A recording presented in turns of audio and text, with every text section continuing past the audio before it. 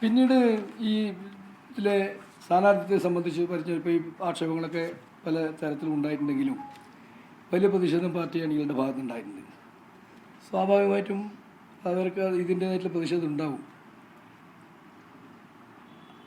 തൽമണ്ഡലത്തിൽ ആകെ നടക്കുന്നതാണ്. പക്ഷെ ഞങ്ങളുടെ പാർട്ടിയിലൊരു രീതിയുണ്ട്, പാർട്ടിക്കകത്ത് പറയുക എന്നുള്ളതാണ്. പാർട്ടിക്കകത്ത് പറയുക, അങ്ങനെ പാർട്ടിക്കകത്ത് പറയും.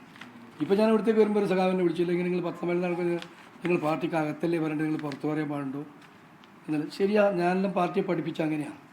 നിങ്ങൾക്ക് എന്ത് വിമർശനം ഉണ്ടായാലും എന്ത് കാര്യം ഉണ്ടായാലും അത് പാർട്ടി ഘടകത്തിനകത്ത് പറയണം, പാർട്ടിക്ക് വെളിയിൽ പറയാൻ പാടില്ല. പാർട്ടിക്ക് വെളിയിൽ പറഞ്ഞാൽ അത് പാർട്ടി അച്ചടക്കത്തിന് വിരുദ്ധമാണ് എന്ന് പഠിപ്പിച്ച ആളാണ് ഞാൻ. ഇന്ന് ഞാൻ പറഞ്ഞ സഹാബിനോട് പറഞ്ഞ സഹാബി നിങ്ങൾ പറഞ്ഞത് വളരെ ശരിയാണ്. നിങ്ങൾ പാർട്ടിക്കകത്തേ പറയേണ്ടത് പറയാതെ പുറത്ത് പറയാൻ പാടില്ല.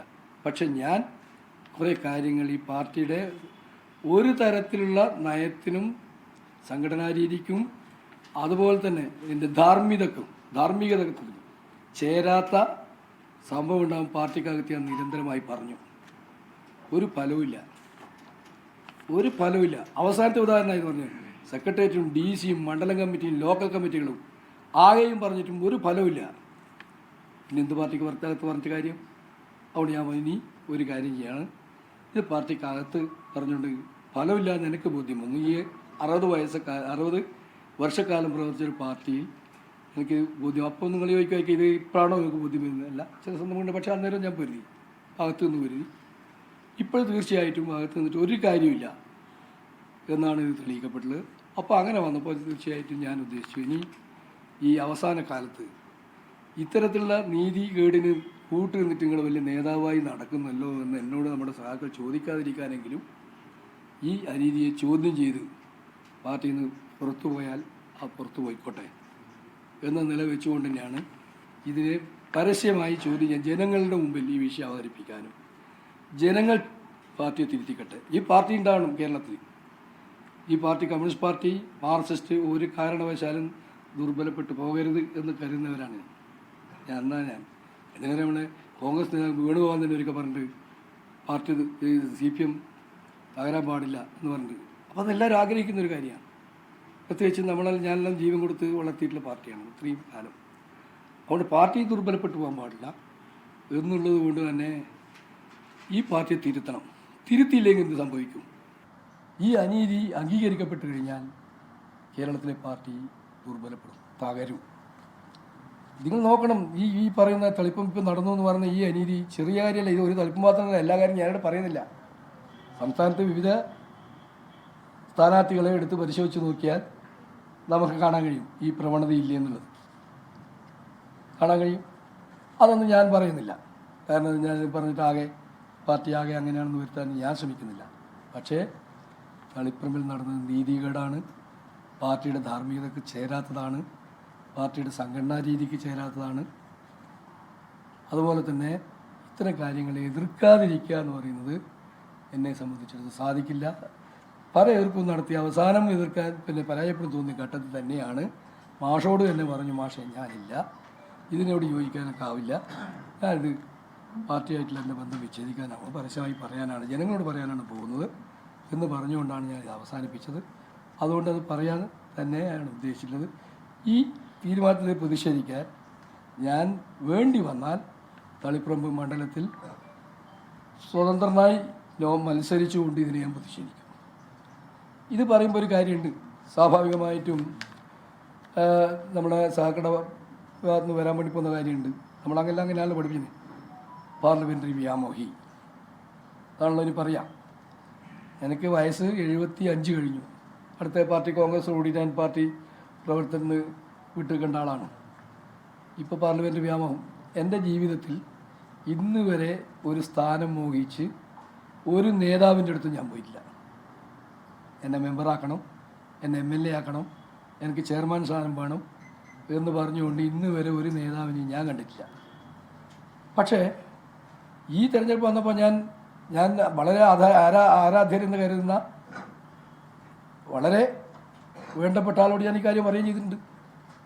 ഞാൻ ഇത്രയുമല്ല, എനിക്കിനി പാർട്ടി സംഘടനയിൽ പ്രവർത്തിക്കാൻ കഴിയില്ല എന്നുള്ള കാര്യം ഞാൻ പറയുകയും ചെയ്തിട്ടുണ്ട്. പക്ഷെ ഒരു കാലഘട്ടത്തിൽ എനിക്കൊരു സ്ഥാനത്തിന് വേണ്ടി ഞാൻ ആഗ്രഹിക്കുകയോ പറയുകയോ ചെയ്തിട്ടില്ല. അപ്പോൾ പിന്നെ പല സ്ഥാനങ്ങളും ഇല്ലേന്ന് ഇപ്പം ഇന്ന് ഞാൻ കേട്ടു ചില ആൾ പ്രചരണം നടത്തുന്നത് മാഷക്ക് എത്ര സ്ഥാനങ്ങളിൽ ഈ കാലഘട്ടത്തിൽ കിട്ടിയ സ്ഥാനം എന്താ നിങ്ങളറിയാം, നിങ്ങളും അറിയണമല്ലോ. എന്നറിയോ, ഒന്ന് ബാങ്ക് പ്രസിഡന്റ്, അതായത് ഏരിയ കമ്മിറ്റി സെക്രട്ടറി ആയിരിക്കും, GPR ജില്ലാ സെക്രട്ടറി ആയിരിക്കും. കണ്ണൂർ കാർഷിക ബാങ്കിൻ്റെ പ്രസിഡന്റ് ഞാൻ. ബാങ്കിൻ്റെ പ്രസിഡന്റാകാൻ ഏരിയ സെക്രട്ടറി ഒന്നും വേണ്ട, ലോക്കൽ കമ്മിറ്റി മെമ്പർമാർ എത്രയോ പിന്നെ ബാങ്ക് പ്രസിഡന്റുമാരാണ്. എനിക്ക് കിട്ടിയൊരു ബാങ്ക് പ്രസിഡന്റ്. പിന്നെ കിട്ടിയ എന്താ അറിയോ, അതെന്ന് പറഞ്ഞ് ക്ലേസ് ആൻഡ് സിറാമിക്സിൻ്റെ ചെയർമാൻ. എന്താ അതിൻ്റെ അവസ്ഥ എന്തായിരുന്നു? ഒരു ദിവസം പോലും ജോലിയില്ല, തൊഴിലാളികൾ പട്ടിണിയിൽ, ആത്മഹത്യയുടെ വക്കിൽ, ആരും എടുക്കാൻ തയ്യാറില്ലാണ്ട് നിൽക്കുമ്പോഴാണ് എന്നോട് പറയുന്നത് നിങ്ങൾ ഈ ചൈന ക്ലൈൻ്റെ ചെയർമാനായി ചുമതല എടുക്കണമെന്ന് പറഞ്ഞു. ഞാൻ മടിച്ചു, ഞാൻ എടുത്തില്ല. ഒരു മാസം ഞാൻ ചുമതല എടുക്കാണ്ടെന്നു. അപ്പോൾ പി ജയരാജൻ പറഞ്ഞു നിങ്ങളിങ്ങനെ എല്ലാം ഒഴിഞ്ഞു നിന്നാൽ ശരിയാവില്ല. കാരണം എന്നെ ജില്ലാ പഞ്ചായത്ത് പ്രസിഡന്റ് സ്ഥാനത്തേക്ക് മത്സരപ്പേക്ക് നോക്കിയിട്ട് ആ കഥ അറിയുന്ന ആരെങ്കിലും നിങ്ങളോട്ടുണ്ടോ എനിക്കറിയില്ല. ഞാൻ പറഞ്ഞു ഞാൻ ഇല്ല എന്ന് പറഞ്ഞാലാണ്. ഞാൻ ഇല്ല എന്ന് പറഞ്ഞ ആളാണ്. ഒരു കാരണവശാലും ഞാൻ മത്സരിക്കില്ല പറഞ്ഞതാണ്. എന്നിട്ടാണ് കുറ്റ്യാട്ടിലെ നാണുവിനെ ആടുന്ന് നിർത്തിയിട്ട് മത്സരിപ്പിച്ച് ജില്ലാ പഞ്ചായത്ത് മെമ്പറാക്കിയില്ല. ഞാൻ ഒരു കാരണവശാലും ഞാൻ ഉണ്ടാവില്ല. ജില്ലാ പഞ്ചായത്ത് പ്രസിഡന്റ് അടുത്തേക്കുള്ള മത്സരിക്കാൻ വേണ്ടി തീരുമാനിച്ചതാണ്. അതിലും വേറെ പ്രശ്നം ഉണ്ടാകുമെന്ന് ഞാനിപ്പം പറയുന്നില്ല. ഞാൻ അതിൽ ഒരു തരത്തിലും അംഗീകരിച്ചില്ല. അതുകൊണ്ട് ഏതെങ്കിലും തരത്തിലുള്ള വ്യാമോഹം ഉണ്ടെന്ന് ഇപ്പം പറഞ്ഞാൽ എൻ്റെ നാട്ടിലെ ജനങ്ങൾക്കും അറിയാം, ഈ കണ്ണൂരിലെ എന്നെ അറിയുന്ന എല്ലാവർക്കും അറിയാം. അങ്ങനെ ഒരു ആഗ്രഹം പ്രകടിപ്പിക്കില്ല. ചൈന ക്ലയിൽ ഇത് വന്നു, ചൈന ക്ലയിൽ ഇത് പോയി ചാർജ് എടുത്തു. അവസാനം ജയരാജൻ പറഞ്ഞപ്പോൾ പിന്നെ ഞാൻ വഴങ്ങി, ചാർജ് എടുത്ത് നോക്കി. ഇന്ന് ചൈന ക്ലേ ഈ കേരളത്തിലെ ഏറ്റവും കൂടുതൽ ലാഭം കൊടുക്കുന്ന ഒരു പൊതുമേഖലാ സ്ഥാപനമായിട്ട് മാറിയിട്ടുണ്ട്. ആക്കി ഞാൻ തന്നെയാണ്. അവിടെ ഇന്ന് കാണുന്ന പുരോഗതി എല്ലാം, വികസനം എല്ലാം എൻ്റെ കാലത്തുണ്ടായതാണ്. ഞാൻ അന്ന് അവരോട് പറഞ്ഞിട്ടുണ്ട്. എനിക്ക് വളരെ സങ്കടം തോന്നിയിട്ടുണ്ട്. അവരവർ പറഞ്ഞു നിങ്ങളൊരു കാര്യം ചെയ്യും, ഞാനിത് നല്ല നിലയിലാക്കും, എല്ലാവരും ബേജാറുണ്ട്, നിങ്ങൾക്കെല്ലാം തൊഴിലുണ്ടാവും, നമുക്ക് കൂടുതൽ തൊഴിലും കൊടുക്കാൻ കഴിയും, ഒന്നും ബുദ്ധിമുട്ടണ്ട എന്നൊക്കെ പറഞ്ഞ് സമാധാനിപ്പിച്ചു. ആ പറഞ്ഞ പോലെ ഞാൻ എന്നിട്ട് പറഞ്ഞവരോട് ഞാനെടുത്ത് പിരിയുന്നതിന് ശമ്പളം വഹിച്ചിട്ടുണ്ടോ നടപ്പിലാക്കി തരും എന്ന് പറഞ്ഞ് അതിനുവേണ്ടി നല്ല ശ്രമം നടത്തി. നല്ല സ്ഥാപനം നിങ്ങൾ കണ്ടിട്ടുണ്ടാവും. പെട്രോൾ പമ്പ് മാത്രമല്ല, നിങ്ങൾ IT നോക്കിയിട്ടുണ്ടോ, അവിടുത്തെ IT ഹബ്ബ് നോക്കിയിട്ടുണ്ടോ? അത് ഉണ്ടാക്കിയിട്ട് അതിൻ്റെ ഉദ്ഘാടനത്തിന് ഞാൻ വിജയേട്ടനെ വിളിക്കാൻ വേണ്ടിയപ്പോൾ വിജയേട്ടൻ പറഞ്ഞു എന്ത് ചൈനാക്കളെ എന്ത് IT എന്നെല്ലാം പറഞ്ഞിട്ട് ഒരു പരിഹാസത്തോടിട്ട് വിട്ടു. പറഞ്ഞത് അത് വലിയ സ്ഥാപനമാണ്. അവസാനം IT വകുപ്പിൻ്റെ ആളുമായിട്ട് ശിവശങ്കരൻ്റെ അന്നാണ് ആലോചിച്ചപ്പോൾ അത് വലിയ സ്ഥാപനമായിരുന്നു. വിജയേട്ടൻ ഉദ്ഘാടനത്തിന് വന്നു, പിണറായി വന്നു ഉദ്ഘാടനത്തിന് വന്നപ്പോൾ അതൊരു വലിയ സ്ഥാപനമായിട്ട് കണ്ടു. അവിടെ തന്നെ പ്രസംഗിച്ചു, ഇതൊരു വമ്പ് സ്ഥാപനമാണ്, ഇന്ന് വലിയ സ്ഥാപനമാണ്. കോക്കനട്ട് യൂണിറ്റ് ഇതും പിണറായിനെ ഉദ്ഘാടനം ചെയ്തു. ഇങ്ങനെ അവിടുത്തെ പിന്നെ ഈ ചകരി ഫാക്ടറി തുടങ്ങിയിട്ടുള്ള എല്ലാ കാര്യവും അവിടെ കൊണ്ടുവന്നു. അവിടെ ഏറ്റവും നല്ലൊരു സ്ഥാപനമായിട്ട് മാറി ആ ചൈന കളയാണ്. പിന്നീട് അത് കഴിഞ്ഞ് വന്നു, എനിക്ക് തന്നെന്ന് പറയുന്നുണ്ടല്ലോ, വലിയ സ്ഥാനം തന്നെന്ന് പറയുന്നത് ANVIന്റെ അവസ്ഥ നിങ്ങൾക്കാർക്ക് എല്ലാവർക്കും അറിയാം. 6 മാസമായി ശമ്പളം കൊടുക്കാൻ കഴിയാത്തത് എൻ്റെ ഒരു കുറവുണ്ടല്ല. അപ്പോൾ ഇത്തരത്തിലുള്ള ചില സ്ഥാപനം പൊളിഞ്ഞു കിടക്കുന്ന സ്ഥാപനത്തിന് തന്നിട്ടുണ്ട്. അതാണ് മാഷക്കും കിട്ടിയിട്ടില്ല സ്ഥാനം എന്നൊക്കെ ചോദിക്കുന്നത്. അതിന് നിനക്ക് പരാതിയില്ല. എനിക്ക് സ്ഥാനം കിട്ടാതെ തന്നെ ഒരിക്കലും ഞാൻ പരാതിപ്പെട്ടിട്ടില്ല, എനിക്ക് പരാതിയുമില്ല. ഇതൊക്കെ കിട്ടിയിട്ടുണ്ട്, അതൊക്കെ കൊണ്ട് തന്നെ തൃപ്തനാണ് ഞാൻ. പക്ഷേ ഈ ഒരു അനീതി കാണുമ്പം എനിക്ക് പ്രതികരിക്കാതിരിക്കാൻ പറ്റില്ല. ഞാനല്ലെങ്കിൽ എൻ്റെ ഭാര്യ, എത്രയോ സഖാക്കളുണ്ട് തളിപ്പറമ്പിൽ അയാളുടെ ഭാര്യയേക്കാൾ യോഗ്യരായിട്ടുള്ള എത്രയോ സഖാക്കൾ തളിപ്പറമ്പിലുണ്ട് അവിടെ മത്സരിക്കാൻ പറ്റുന്നത്. അതുപോലെ തന്നെ അവിടെ വനിത വേണമെന്നുണ്ടെങ്കിൽ വനിതാ സ്ഥാനം വനിതകൾക്ക് വേണമെങ്കിൽ സെക്രട്ടറി അഭിപ്രായം വന്നില്ല, അങ്ങനെ സുഖം നിൽക്കട്ടെ. ആ പേര് പോയിട്ടില്ലല്ലോ. അത് എന്നിൽ നിന്ന് എൻ്റെ ഭാര്യയിലേക്ക് എന്ന് പറഞ്ഞാൽ അവിടെ ആ നിയന്ത്രണം മുഴുവൻ, ഈ പറയുന്ന കാര്യത്തിൻ്റെ നിയന്ത്രണം മുഴുവൻ ഞാൻ നേരിട്ട് നടത്തുന്നതിന് പകരം ഈ ഭാര്യയെ മുൻനിർത്തി നടത്താമെന്നുള്ളതല്ലേ എൻ്റെ അർത്ഥം. അല്ലെങ്കിൽ വനിത വേണമെങ്കിൽ എത്രയോ യോഗ്യതയല്ലേ സൂന്യ, നിങ്ങൾക്കെല്ലാവരും അറിയുന്ന 2 ആൾ. അപ്പോൾ അതുകൊണ്ട് ഇത്തരത്തിലുള്ള പ്രവണത അവസാനിപ്പിക്കണം. അതിനെതിരെ ഏതറ്റം വരെ പോകേണ്ടി വന്നാലും ഞാൻ പോകും എന്നെൻ്റെ പാർട്ടിയിൽ ഞാൻ പറഞ്ഞിട്ടുണ്ട്. എന്നെ വിളിച്ച് കാര്യങ്ങൾ സംസാരിക്കാൻ നോക്കിയിട്ടുള്ള എൻ്റെ സഖാക്കൾ നേതാക്കന്മാരോട് ഞാൻ പറഞ്ഞിട്ടുണ്ട്.